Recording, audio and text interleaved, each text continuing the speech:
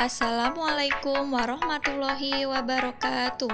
Apa kabar teman-teman? Semoga kalian dalam keadaan sehat selalu ya. Pada pertemuan kali ini kita akan membahas tentang sistem pernafasan pada manusia. Jangan lupa berdoa dan siapkan alat tulisnya terlebih dahulu. Yuk kita simak baik-baik video pembelajaran berikut. Pernahkah kalian bernapas? Tentunya kita sebagai makhluk hidup selalu melakukan pernapasan ya, karena salah satu ciri dari makhluk hidup yaitu bernapas. Pernapasan adalah proses menghirup udara masuk dan keluar dari paru-paru untuk memfasilitasi pertukaran gas dengan lingkungan internal tubuh, terutama dengan memasukkan oksigen dan membuang karbon dioksida. Manusia bernafas dalam sehari sekitar 17.000 kali. Yang pertama, kita akan membahas tentang organ pernapasan pada manusia. Organ pernapasan pada manusia terdiri dari rongga hidung, faring, laring, trakea, bronkus, bronkeolus, alveolus, dan paru-paru.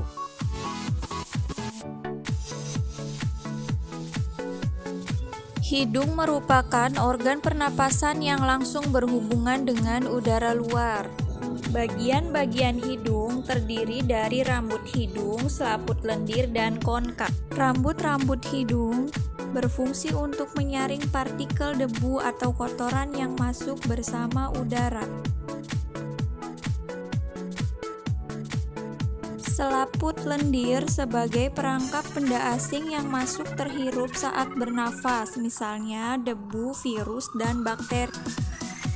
Sedangkan konka merupakan lekukan bagian dalam pada hidung. Konka sendiri berfungsi menyamakan suhu udara yang terhirup dari luar dengan suhu tubuh atau menghangatkan udara yang masuk ke paru-paru. Hal tersebut bisa terjadi dikarenakan pada konka terdapat banyak kapiler-kapiler darah. Tahukah kamu bahwa di dalam udara itu terdapat banyak komponen? Contohnya nitrogen dioksida, karbon dioksida, karbon monoksida, oksigen, sulfur dioksida, virus, bakteri, dan sebagainya. Maka dari itu, hidung berfungsi untuk menyaring udara agar udara yang masuk ke dalam paru-paru benar-benar bersih.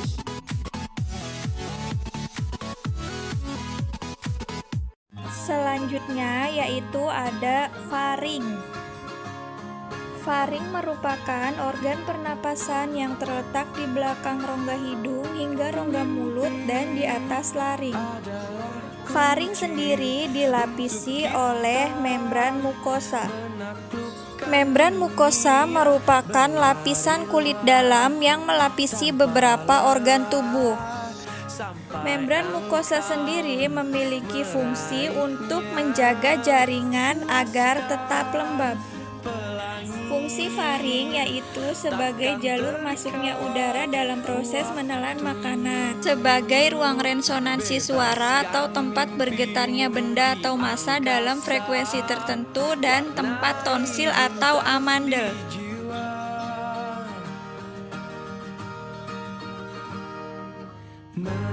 Selanjutnya yaitu laring. Laring atau ruang suara berfungsi sebagai organ pernapasan yang menghubungkan faring dengan trakea. Di dalam laring terdapat pita suara dan epiglotis.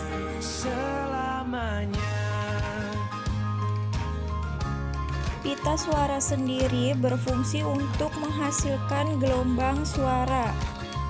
Sedangkan katup epiglotis ini berkaitan dengan tersedak. Mengapa bisa demikian? Dikarenakan karena ketika kita menelan makanan atau minuman, katup epiglotis akan menutup laring. Sedangkan ketika ada makanan dan minuman masuk ke dalam laring atau partikel kecil lainnya, maka akan menyebabkan refleks batuk atau tersedak. Laskar pelangi takkan terikat waktu, jangan berhenti mewarnai jutaan mimpi di bumi. Kemudian ada trakea. Trakea merupakan saluran yang menghubungkan laring dengan bronkus. Di dalam trakea terdapat jaring epitelium bersilia. Trakea sendiri dindingnya tersusun dari cincin tulang rawan dan selaput lendir. Fungsi dari silia atau rambut getar pada trakea yaitu untuk menyaring kembali udara yang masuk ke dalam paru-paru. Jadi, setelah udara masuk melalui hidung, faring, laring, dan trakea, di sini terjadi penyaringan udara yang kedua oleh selaput lendir atau jaringan epitelium bersilia, agar udara yang masuk ke paru-paru benar-benar bersih. Kemudian ada bronkus. Bronkus merupakan percabangan dari trakea. Sedangkan bronkiolus merupakan percabangan dari bronkus. Perhatikan pada gambar. Selanjutnya ada paru-paru. Paru-paru dibungkus oleh pleura atau cairan limfa. Cairan limfa nama lainnya adalah getah bening yang berfungsi untuk mematikan kuman dan penyakit. Paru-paru terdiri dari bagian kanan dan bagian kiri.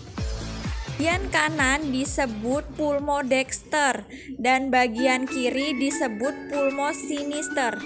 Pulmodexter terdiri dari 3 lobus dan pulmosinister terdiri dari 2 lobus.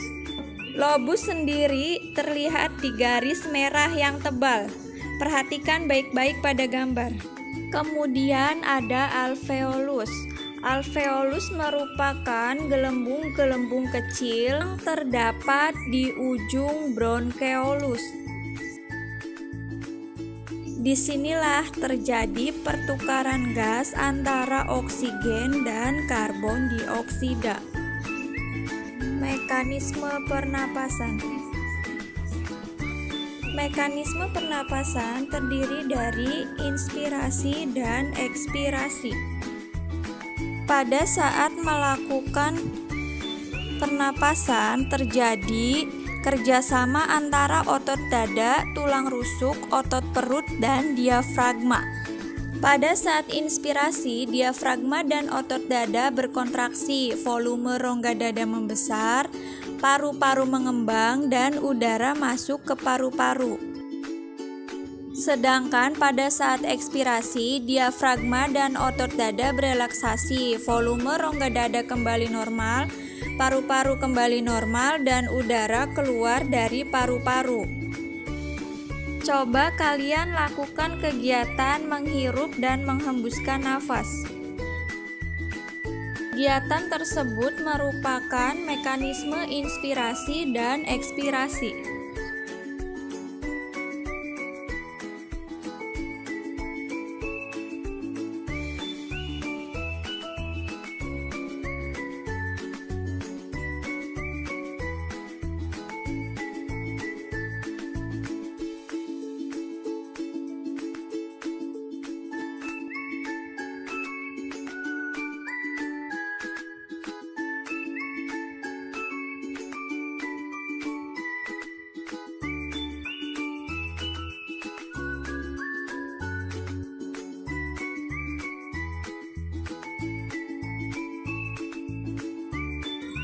Gangguan sistem pernapasan pada manusia diantaranya ada influenza, faringitis, tonsilitis, pneumonia, TBC, asma, dan paru-paru.